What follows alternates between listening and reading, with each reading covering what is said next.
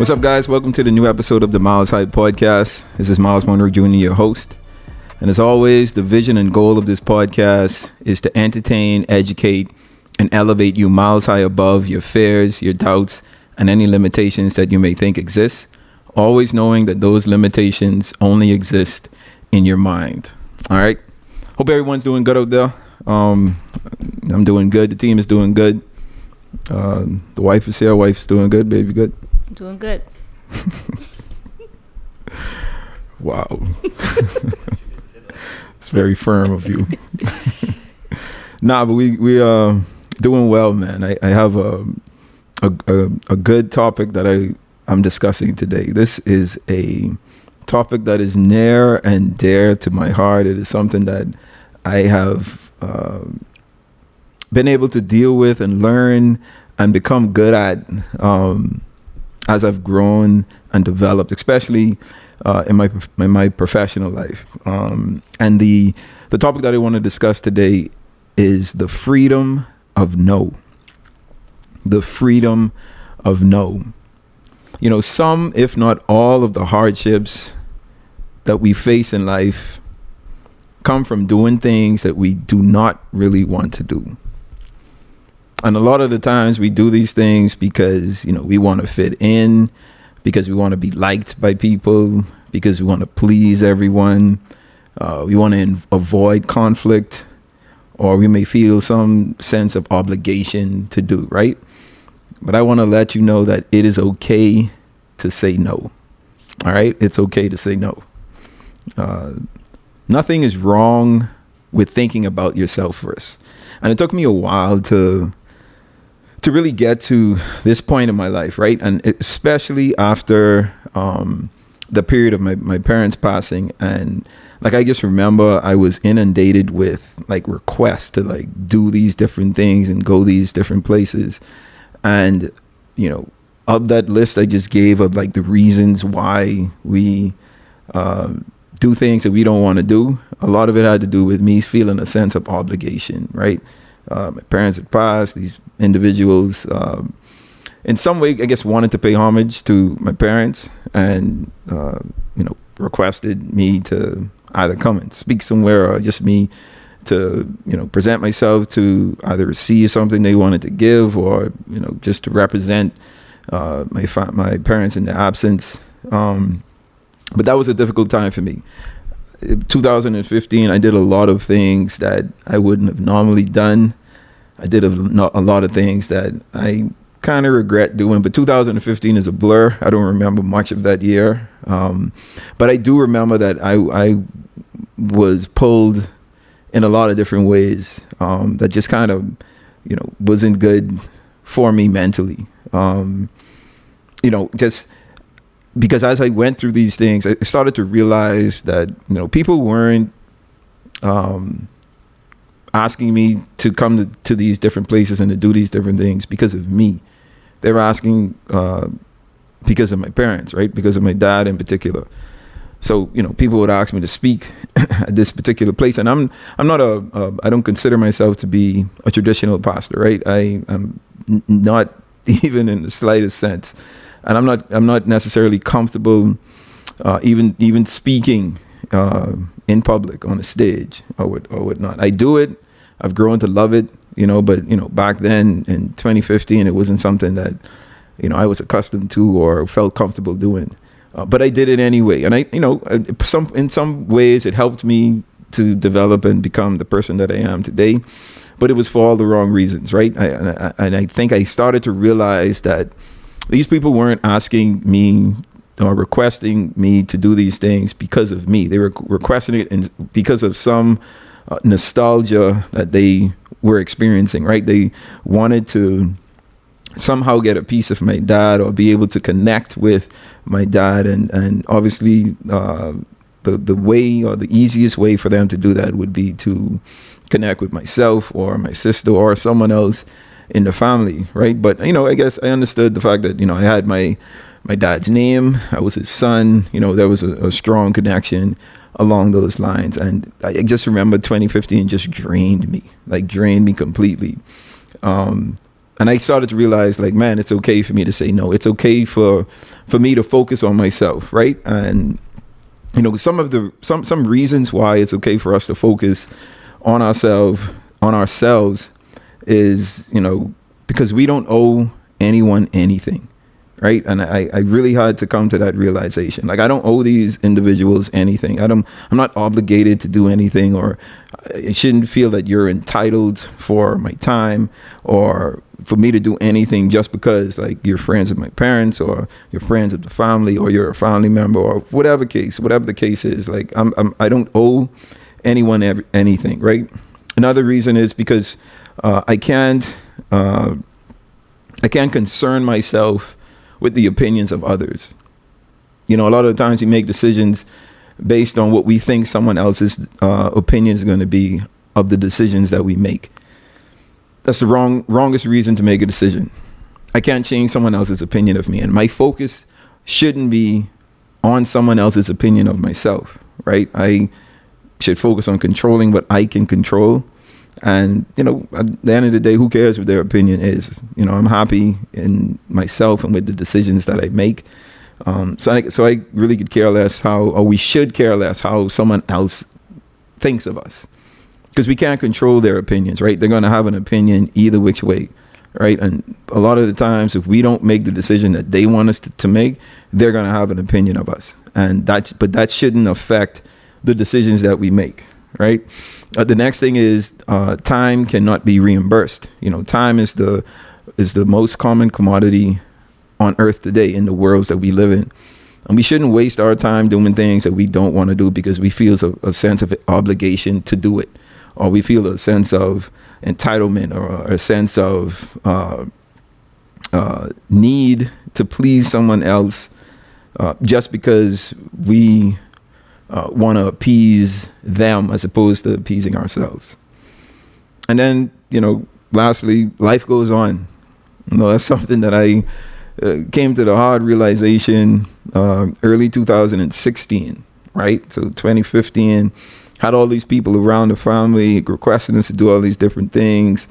And 2016 hit and everyone was gone, right? I was just like left to figure it out by myself. And, I don't mean that in a bad way. Don't get me wrong, right? I understand how it goes. Like, you lose someone, everyone cares, everyone is, empathetic, and they sympathize towards what we as a family are going through. But there comes a time where life goes on, right? Their life move on, and they go on to do the things that they want to do with themselves, with their families, with their friends. And that means that they're not, constantly in our presence anymore. And, the good thing about it is, like, I had a lot of conversations about this with my dad, and I had a lot of life experiences with this as well, because, obviously we experience death, or we see death around us, right? In our friends and our families. And like, we see these trends that happen when people die. So I wasn't surprised when it happened, right? It was almost like expected. And for me, it was just kind of a reminder that, man, life goes on. Like, regardless of what happens, life goes on. So we need to ensure that we're making the decisions that we want to make, not focused on anyone else, not focused on the opinions of anyone else, but focused on us and really focusing on the reasons why we make these decisions. So at that point in my life, I started to kind of come up with certain guidelines that would help me to make decisions, whether yes or no, right? Whatever the decision was, I kind of had this checklist of questions that I ask myself and that I go down to ensure that when I say yes or when I say no, it's really what I want to do and it has nothing to do with anybody else. And I wanted to share this checklist with you guys, right? So the first thing on the list is, what is being asked of you? Ask yourself, what is being asked of you? Is it something that they want you to do that you're good at, and they want to pull you in order to impact and influence them because this is something that you're an expert at or something that you have success in? Or is it that they're looking for, some nostalgic feeling or something that could benefit themselves, as opposed to benefiting anybody else? A lot of the times in 2015, like I said, like, when I was asked to come to these different places and do these different things, it had really nothing to do with me. It had nothing to do with what I brought to the table, or even who I was as an individual.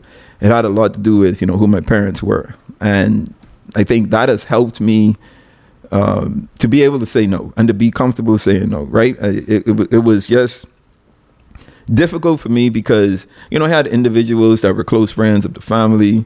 I might have felt a sense of obligation just because of, that close relations to be like, okay, yes, I'll do this. And, to a certain extent, even worrying about the opinions of others, right? It's like, if I say no to this, man, how would they think of me, right? Like, what would they think of, like, our family, or how would this affect other things that we have going on? So, like, a lot of that came into play when I was making my decisions back then. But I, like I say, I started to ask myself, what is being asked of me? And I think that helped me out a lot. The second thing is, I took my emotions out of it. I think that's probably one of the best things you can do when making any decision, to be quite honest, right? It's never good to make emotional decisions.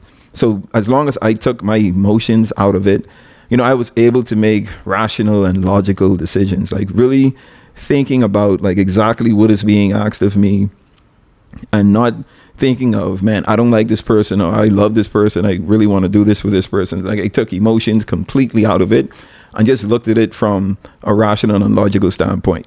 Now, I must point out here that a lot of the conversations, a lot of the requests that we have, they're going to come from our family members, our loved ones, and maybe a little emotions are going to be involved, right? And, those are going to be those decisions that you're just going to have to balance, right? And be able to make the right one that's for you personally. But for the most part, the best that you can, just take emotions out of it. And I think you find yourself making the more rational, the more logical decision that's going to sit well with you for a longer period of time, right? And, speaking of time, the next thing that I thought of was, how will I feel about this 72 hours from now? How will I feel about this decision that I'm making 72 hours from now? For me, even now, right? Sometimes I make decisions mainly from like longtime friends of the family, or people that I've known and have built a relationship for a while. And they would ask me to do something and I would say yes. And then I would go off and think about it, and for a day or two, and talk to my wife about it, and I'd be like, yo, I don't feel like doing this. Like, this is not something that I think I want to do. And, her being the person that she is, she's like, so why are you doing it? Absolutely. Like, why? Like, don't do it if it's not something that you want to do. And it took me a while to get to the point where I could do that. So now what I do is I tell the person, all right, give me 72 hours to make a decision.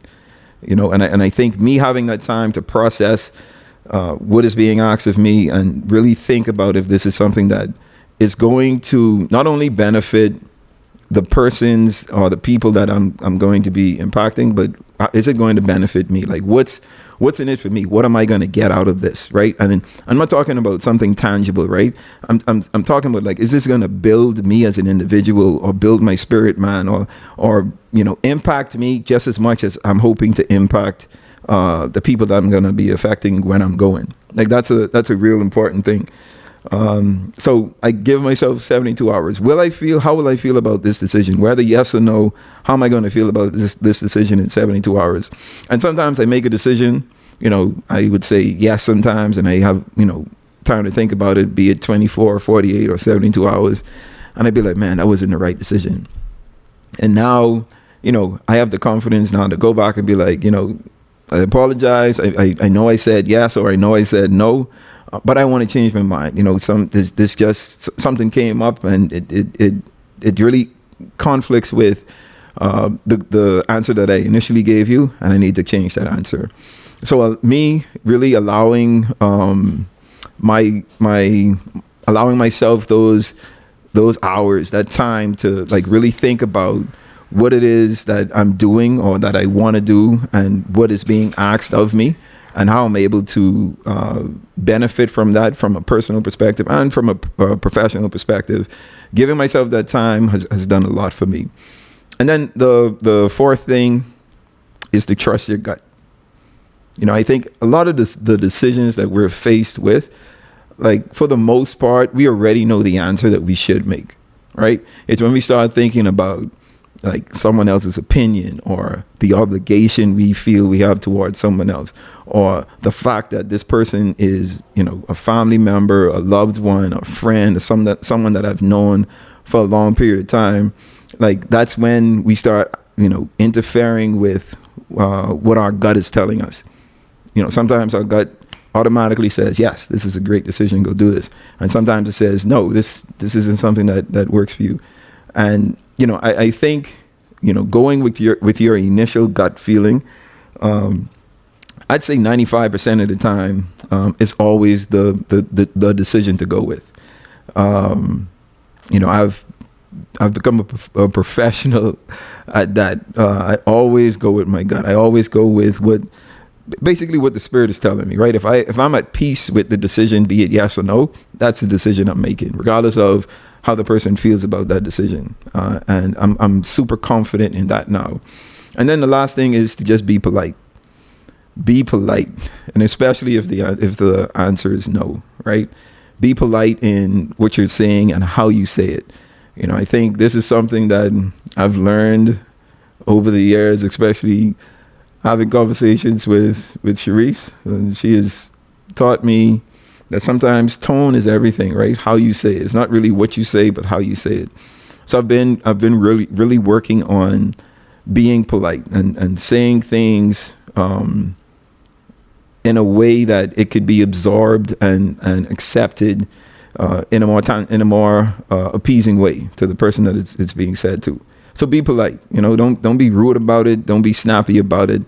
If you're gonna be telling people no, just let them down easy and say, I would love to do it, but at this time, I don't think this is the right thing for me to do. Maybe at some point in the future, we could come back and relook at this, and maybe it'd be a different decision.